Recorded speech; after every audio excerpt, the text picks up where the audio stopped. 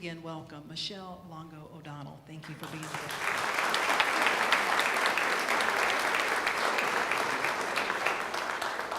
Good morning, y'all. Thank you for having me. Let's see. Forget where to begin. Darlene, or Reverend Darlene, wanted me to share the story or what impacted my life that got me on this particular path that I'm on. And it was 46 years ago, so I reluctantly cleared the cobwebs from my mind and began to try to remember it. So I'm going to share it with you today. While I'm talking, I'm sure many of you will relate back to times in your life that have been just unbearable to endure, and how God came and made his love and his presence real to you and changed your life also. But it started back in 1970, and my second daughter was born, and she was 2 pounds, 3 ounces with an APGAR of 0. Everybody know what an APGAR is? APGAR means 0 means no heartbeat, no breathing, no motor, no nothing, no viability. She was this dark, deep, horrible purple color as they whisked her past me out to the newborn nursery. Well, I was the head nurse of the newborn nursery and had been in pediatrics for years prior to that. And so I heard all these emergency pages all night and pretty much knew that things were terrible and they weren't getting any better. All night long. I could hear these machines rattling down the hall, people running and hollering. About 6 o'clock in the morning, one of the residents that I was friends with came in, sat at the edge of the bed, and he said, well, Michele, we've put adrenaline in her heart 5 times, and her heart's still not beating on its own. And we're bag breathing her for 6, 7 hours. And now we know, she's not gonna make it. She's not doing anything. So we're going to go ahead and let her go. And I said, no, please don't do that, because she's gonna be fine. And they knew, or they felt, that I just either didn't understand what they were saying, or I was hallucinating from the labor and delivery, or what. But they sent a psychiatrist in to talk to me, and he looked like a girl. I'll never forget him. But anyway, he told me I was in denial, and I said, well, I don't know what I'm in, but I didn't know anything about God. I didn't know what I was feeling, but I'm sure a lot of you can relate to a feeling that you know something that's way beyond what you're seeing, and you don't want to say it to anybody because you sound like a lunatic. Well, that was pretty much where I was, and I didn't know what that feeling was. I'd never felt anything like it in my life, but there was no doubt in my mind that somehow or another this was not going to end the way I was looking. I had a 2-year-old at home, and I wouldn't let them quit. Well, it happened that the very next morning, or that morning, there was a doctor from Germany, Dr. Klaus, and he had come to teach the guys here how to keep these premature lung babies alive, because they were doing well in Germany and we were doing 0 here. And he had a 6-month fellowship grant, and the hospital where we were at, Case Western Reserve University in Cleveland, that was his first stop, and Laura was his first patient for his first day. Amazing. So I sat outside the window. They didn't even let me in at first. And God, she was purple, and it was just a horrible thing to hold. It was just a horrible thing to watch. And he was there looking, and there were entourage of doctors all around him. Somebody said something to him about me being out there because he looked up. So it was like, watch what you say, watch the look on your face, and mother's watching you. And he looked up and he went like this.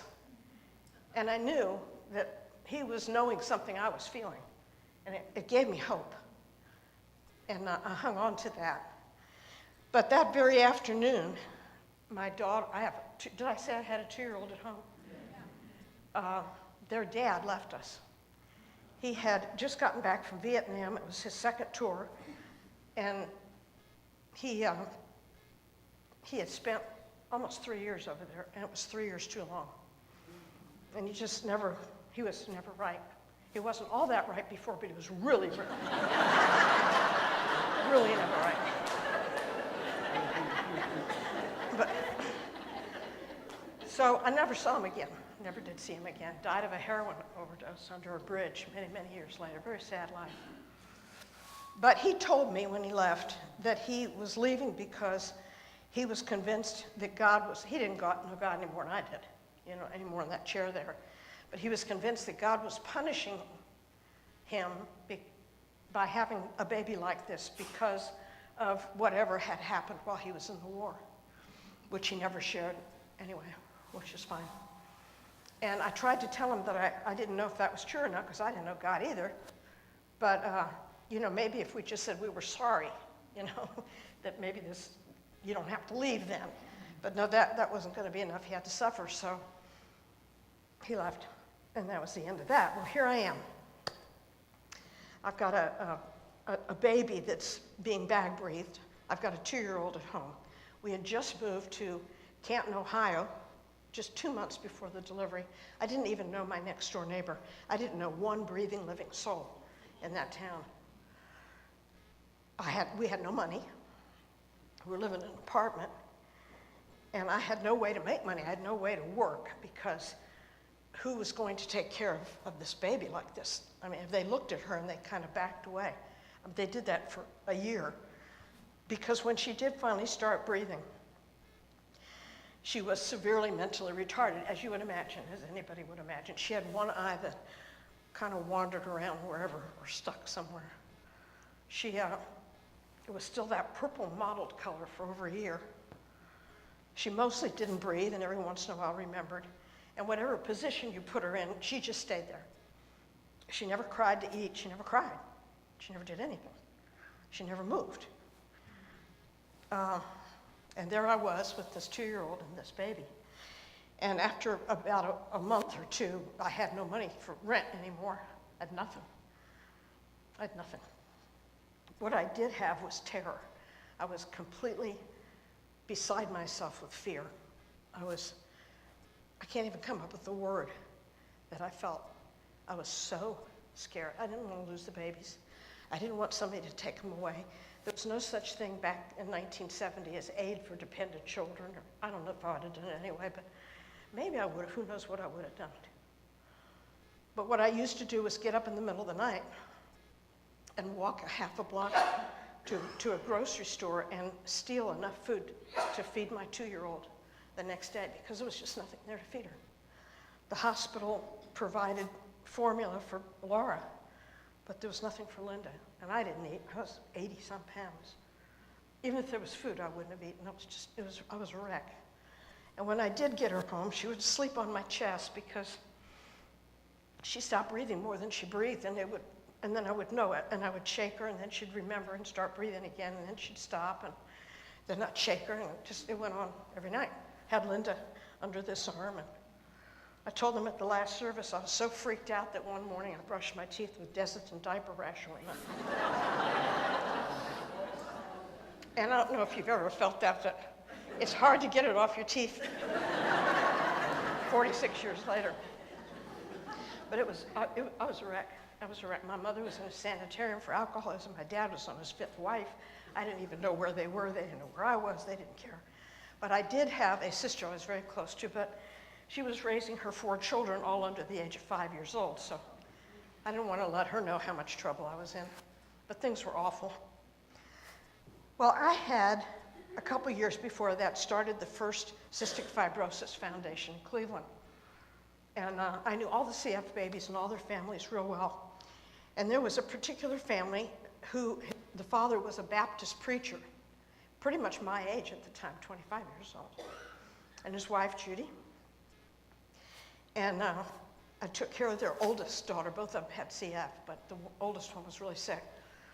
And as a matter of fact, she died in my arms. I became so close to all of them, went to the funerals.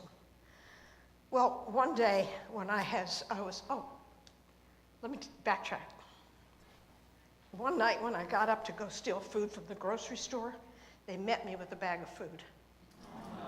And they had been watching. I thought I was getting away with something. But I had to do what I had to do.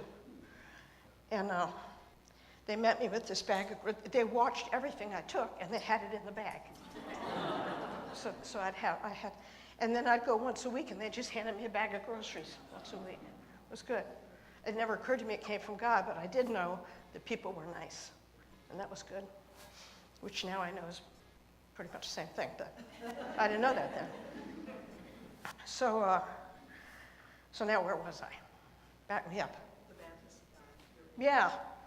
So one day when I was so scared and I was so depressed and I just couldn't see anything changing. You know, if I had even known anybody that could come and help with the babies so that I could go to work, but they'd just take one look at her and they'd run. I didn't know anybody anyway. I was born into an Irish Catholic family, but they never practiced it, ever, never. I did go to a priest, and I said, all I wanted was some nice lady to come and help me with the kids so I could work. That's all I cared about. And he said, you can't get a divorce. You're excommunicated. I said, wait a minute, hold on. I don't care about being excommunicated. I never really was communion. And I said, and I'm not here for that. I don't really care what you do with me. I just want to know if there's somebody in the church. You know, I could pay them something little. And he said, you can't get a divorce because if you get, he kept saying like a broken record. Can you beat it? So that was the end of those days. I walked out of the church very, very angry and upset. Never went back in there. So this one day, there was a knock on the back door. And this was a different town than where that CF situation happened, cystic fibrosis. But there stood the Baptist preacher's wife, Judy. And she said she had been looking for months for me because she had heard all the troubles that had come upon me, and they wanted to know what they could do to help. And I don't know how she found me. I never did figure that out, but she found me.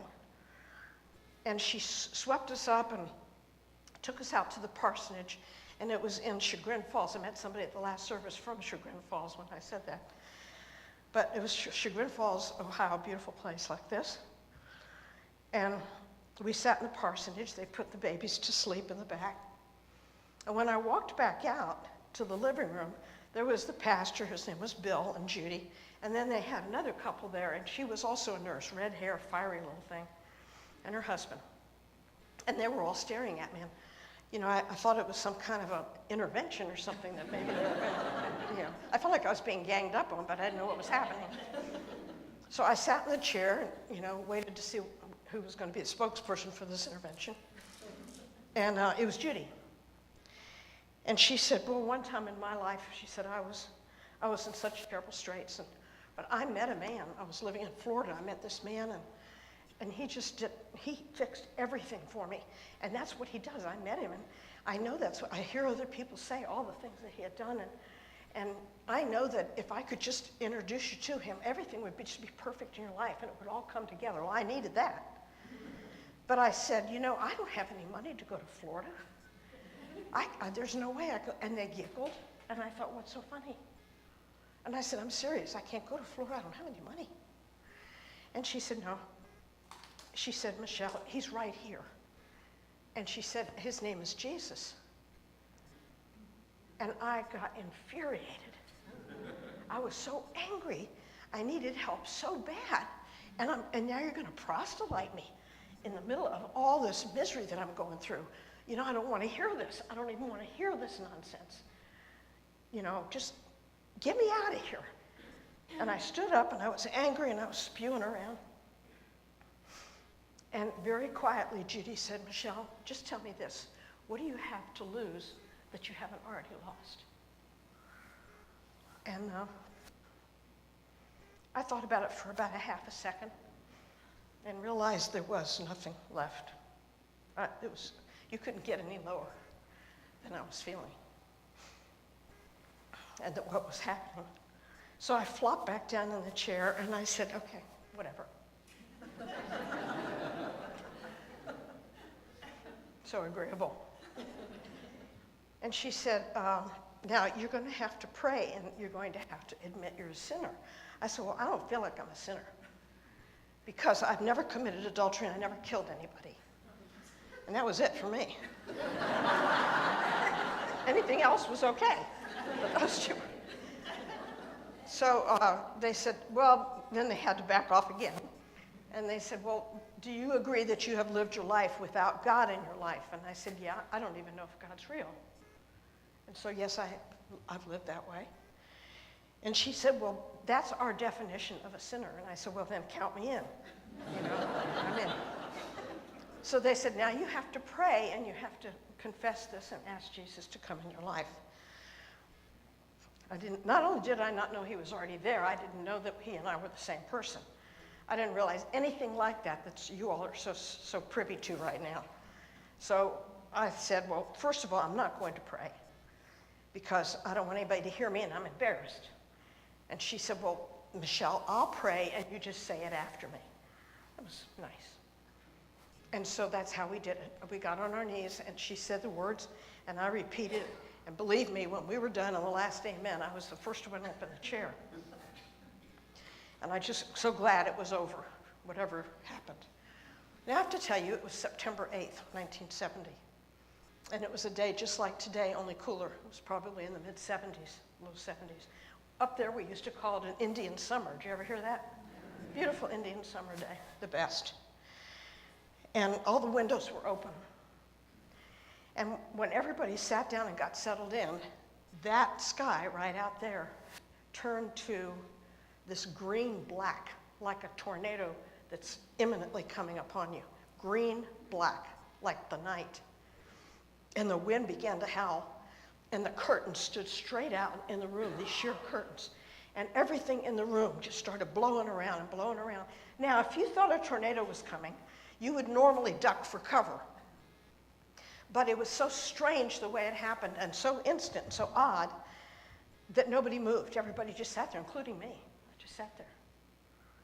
And in a minute, 2 minutes, I don't know, poof, it was over and it looked like this again.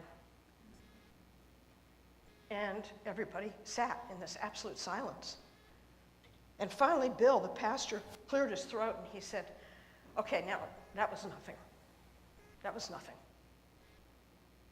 And I said, well, but wait, it wasn't nothing to me. Something huge just happened to me. And I said, it was like I got invaded. It's like my whole being got invaded. And I feel completely different. Everything's different. I could feel, I was happy. I was smiling. I could feel hope. Hope was the big word I kept saying. The despair was so dark. And in an instant, that's how much hope had filled my whole being. And I kept saying, I feel hope. I feel it everywhere inside of me, this huge explosion of hope. And I know everything's going to be good. And they said, oh, God, what have we done? But it was too late. You couldn't take it back. It was way too late. And then my 2-year-old Linda came running down the hall, and I picked her up, like you do, and she looked down and she said, Mommy, you're smiling. Mommy, you're smiling. I don't guess she'd ever seen it. And I said, sweetheart, everything's going to be okay now. It's going to be okay. So I remained a Baptist for about 5 days.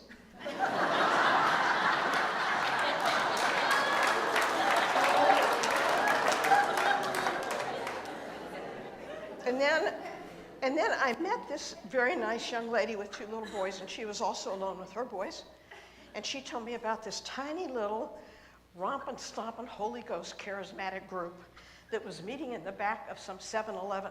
And maybe there was 50 people, and they went 3 times a week, and they sang and worshiped and praised and made a lot of funny noises and strange sounds. But everybody was really into it, and their arms were going. I remember sitting in the back, holding onto the chair in case they got raided. I wanted to be the first one out. So this is the craziest thing. And I ended up loving it. I ended up staying forever and loved it. But there was an elder there. Well, we sang for 3 days a week. We sang a couple hours, and then somebody would talk an hour. And I had a pallet there, and the babies were asleep. The elders always called us up always, before every service, and laid hands on us and prayed for us. Every single time, 3 times a week for a year. It was really sweet. And then one of the elders said, I'm going to come over to your house at night. I'll take care of the babies, and you go to work. And, finally, thank God. That's all I ever wanted to start with, and I got that and so much more. So her name was Evelyn, and she came, and she made casseroles at night, and she did our laundry, and she was the best. She was the best. God bless her. So I went to work in the emergency room 3-4 nights a week. And she stayed with the kids. And Laura was still the same. It wasn't so bad that she had to sleep on their chest anymore, but she just did nothing. She didn't do anything. And also, they gave me a reel-to-reel where the Bible ran reel-to-reel. And I ran it for a year and a half in the background, never let it stop. Made sure it was constantly, reel-to-reel is all you had back then in 1970. And I made sure that it never stopped. It just kept, because I read somewhere where it said, I'll send my word and heal them, and I didn't know what that meant, but, I thought that was the best I could do. The day that this happened, on September 8th, they gave me my first Bible, and they opened it to the book of John, and they said, you need to go home and read it. Well, I was perusing through it, and I saw maps at the back, and I thought it was a geography book. I didn't even know what a Bible was, if you can believe that, and it was true. But I got home, got the kids to bed, and I read the book of John all night long, and I cried. I cried all night because I never read anything so beautiful and had so much hope for everybody. And I thought, why doesn't everybody know about this? Why am I 25 years old and I'm just now finding out about this? And all those people with babies in the hospital and dying and the horror they're going through. Why haven't I heard anything like this before? How come I didn't know? And then I just devoured that thing for the next year and a half. I devoured it. Day and night, I'm reading it all the way through, read it again all the way through. I loved it. Didn't understand it, not one word, but I didn't care. I didn't care. I went for the feeling. You know what I mean? I didn't understand, but I went for the feeling, and the feeling was strong, and I didn't want to lose that. I didn't want to lose that hope. So that brought us to what happened during that year and a half, towards the end of that year and a half, is I began to notice that there were tremendous healings happening at the hospital where I was taking care of people. And I couldn't explain why or how they happened, but I obviously I knew it was God, but I just didn't get it. I didn't know anything about it. I'd go into a room and I'd get this feeling, and I'd either pray over them or just stand there and hold their arm while they were unconscious. I don't know. And then they would get healed.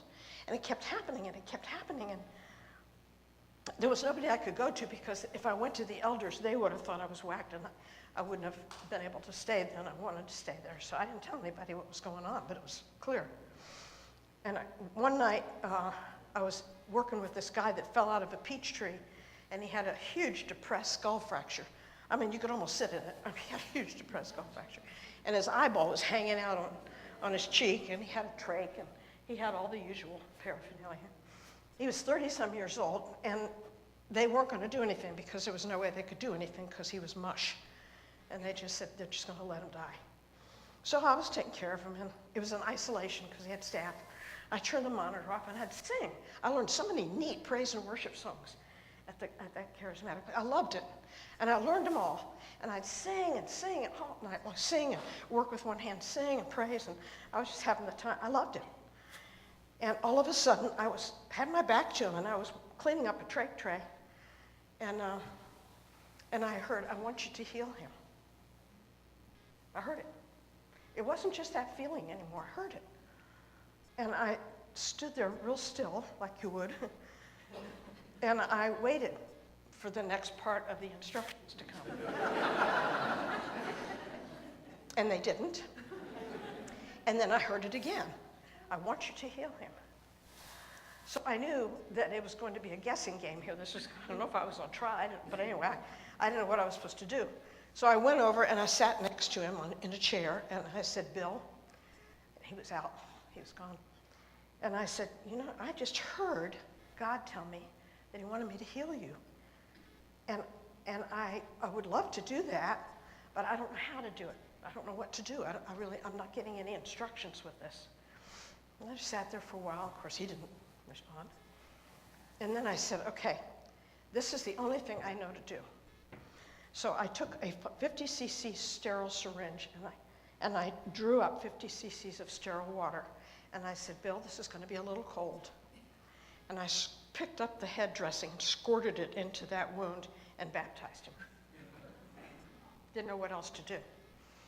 And I said, okay, that should have done it, Bill. I'm sure that did it. That would be it. And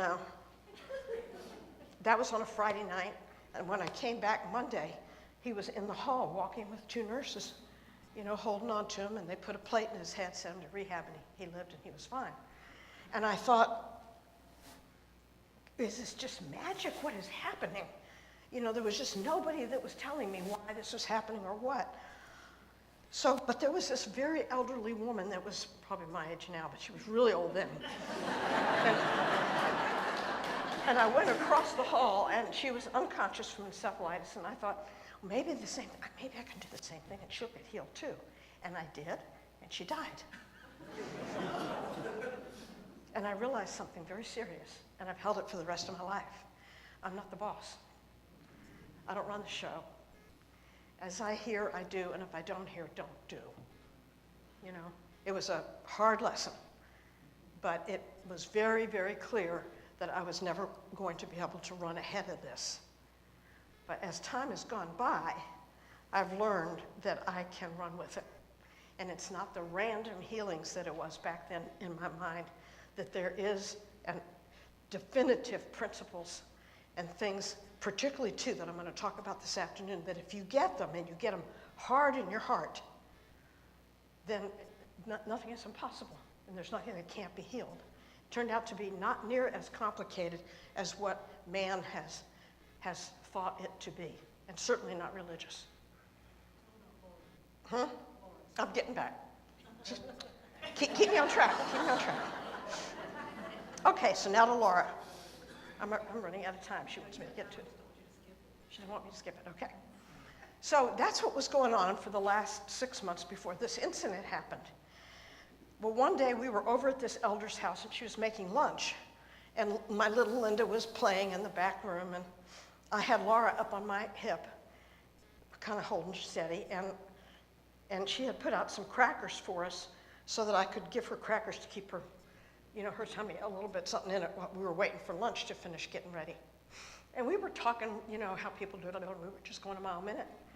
And I would tear off a piece of cracker and put it in Laura's mouth, and she'd gum it and swallow it. And, wasn't paying one bit of attention. And all of a sudden, when I came up with a piece of cracker, I saw that little hand of hers come, and she grabbed it. And she stuffed it in her mouth. I never even looked at her. I saw all this out of the side of my peripheral vision, and I just froze. Evelyn was still talking her mouth off, and she had no idea this was going on. And I just stood there. And I waited for a minute, and I didn't even want to try again because I was afraid it wouldn't work. But I did it. And I peeled off another piece of cracker, and I held it, and pretty soon that little hand came and took it and shoved it in her mouth again. And this time I did. I turned and looked at her, just as she turned and looked at me, and I looked in those blue eyes, and I knew she was awake. She woke up. She woke up, she smiled. She never smiled. She never moved her hand purposefully like that. She never turned and looked like that. And I knew she was healed. I knew it right then. I knew it right then. And it wasn't a week later, and she was crawling all over Jason, her sister, and her sister played with her like she thought it was her doll. And she learned to imitate everything that her sister did, and I really think she's the one that healed her. And within 3 weeks or so, she was pulling herself up and walking around tables and like they do, and she took off, and she just kept on going. She just kept on going. She kept on going. And her eye always was crossed. And I would look at her in the morning. I had her strapped to a chair for breakfast, and I'd say, "Sweetheart, don't do that." She'd look at me with that crossed eye. I wouldn't tell her anything that I was saying, just, "Sweetheart, don't do that." And she'd close her eye and shake her head and straighten it out. And every time she did, I'd say, sweetheart, don't do that. And she'd close her eye and shake her head and straighten it out. How she ever knew what I was talking about. And then her eye straightened out permanently and never went back in again. Amazing. Amazing. And I didn't even have to go to Florida.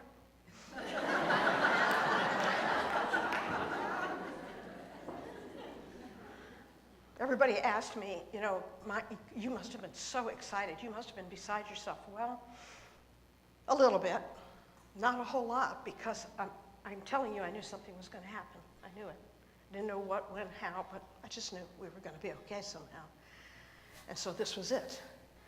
I was mostly bewildered, and I was mostly frustrated, because I didn't know why something like this would happen to me and not happen to all those other babies that I took care of. I didn't understand. I knew I didn't do anything. There was hands down that. I never had to look at that. But I didn't know why, and I wanted to know if it could be reproduced.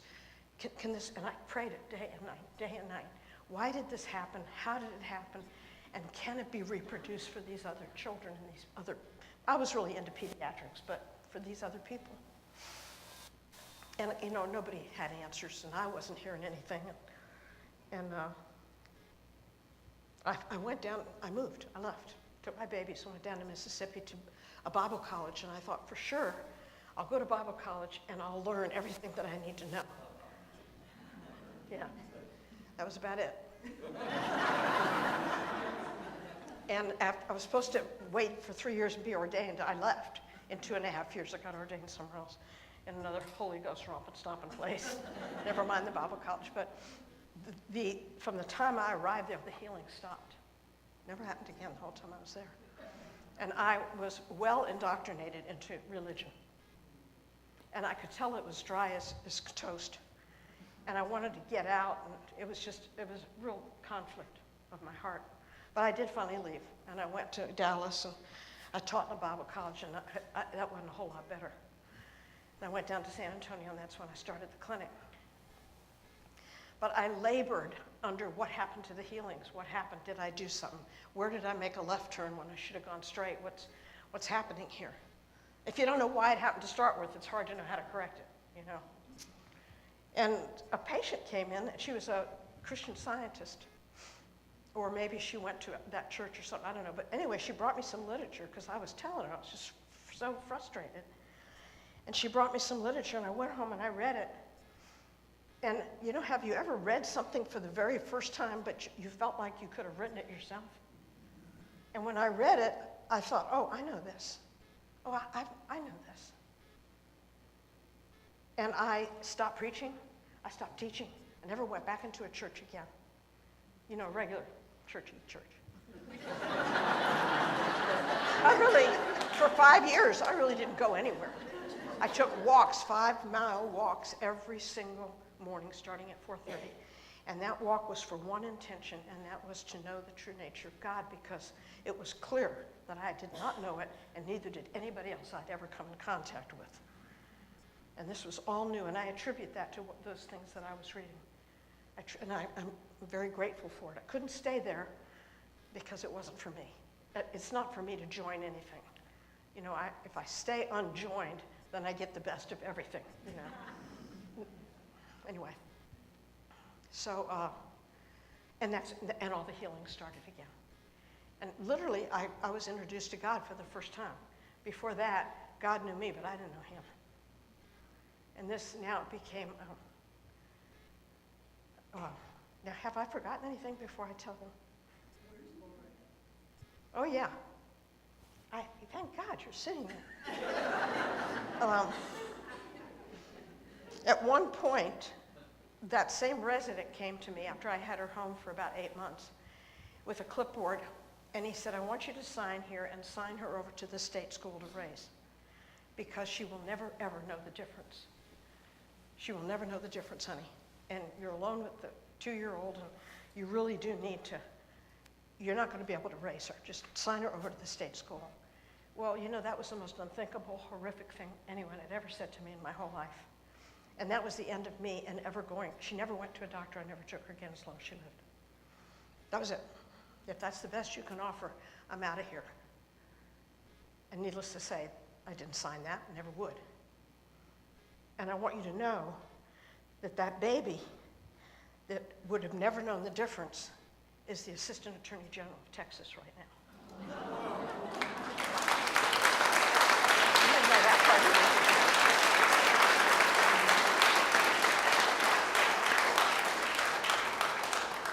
And I have 2 wonderful grandchildren because of her, beautiful grandchildren. But this is just my story. You know, I really didn't come just to tell my story. I want to impart to you the simplicity of healing. It is just not as elusive and out of touch as people might think it is. And it's not random like I thought for so many years. Some get it, some don't, who knows why. You know, not at all. Not at all. Not at all. And there is nothing, as I live and breathe after 50 years of doing this, there is absolutely nothing that cannot be healed. I don't care how long it's been going on. I don't care what it looks like, what it feels like, what everybody else has said. There is nothing, but there are principles that have to be lined up. And I want to talk about that this afternoon. There's 2, maybe 3. Yes, the first service I said 2. I just thought of another one. And it's not difficult, guys, and it'll make all the sense in the world to you. But that's what we've come to do. And I don't want to get to the end of the road and say, did I miss it? You know, did I miss something here? That has to be the worst feeling in the world. So anyway, I really invite you guys to hang out or come back. What time is it start? At 1:30. And we'll talk, and you guys can share or ask questions or whatever. It doesn't bother me at all. And then I'm going to skedaddle back to San Antonio. So thank you for listening, and I hope even this much has helped you all today.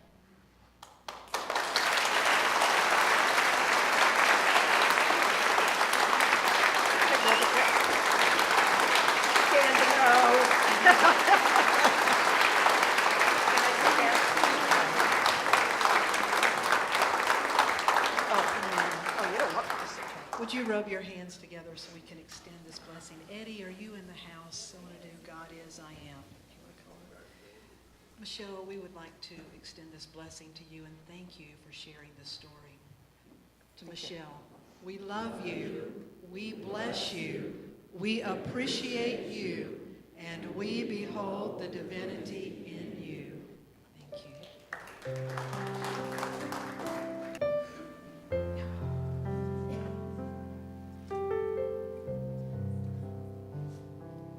God is, I am right